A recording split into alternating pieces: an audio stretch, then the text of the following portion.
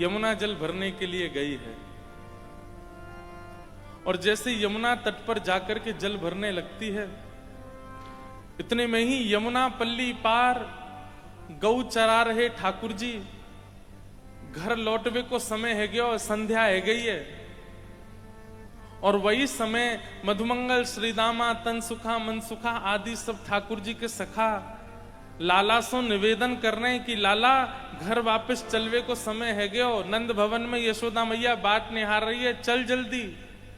लेकिन ठाकुर जी कहीं दूर गैया लेके चले गए हैं।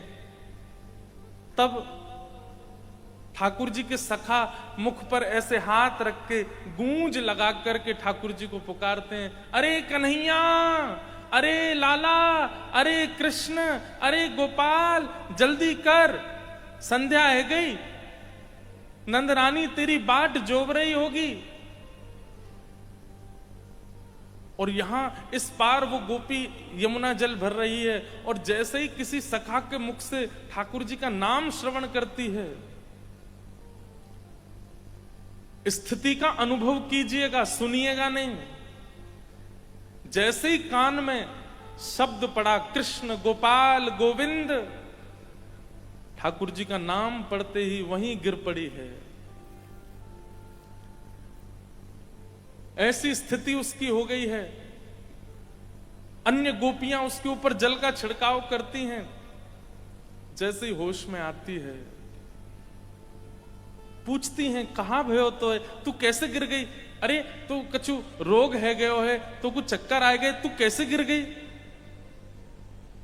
तब वो अपनी स्थिति बताते बताते रोने लगती है। बोले किसी को तो देख करके कुछ होता है, किसी को मिल करके कुछ होता है, पर मेरी स्थिति तो ऐसी कि मैं नाम सुन लेती हूं तो मुझे कुछ होने लगता है। भूली रही भवन में तो बाबरी भई रे, मोको यही ना पता चले कि मेरा भवन कौन सी दिशा में है, मैं इतना भूल जाऊं। ऐसो ये कृष्ण नाम है। इसे कहते हैं कीर्तन। जहां ठाकुर जी का नाम उच्चारण मात्र आपके हृदय को व्याकुल कर देता हो, आपके हृदय को स्थिर ना रहने देता हो, बस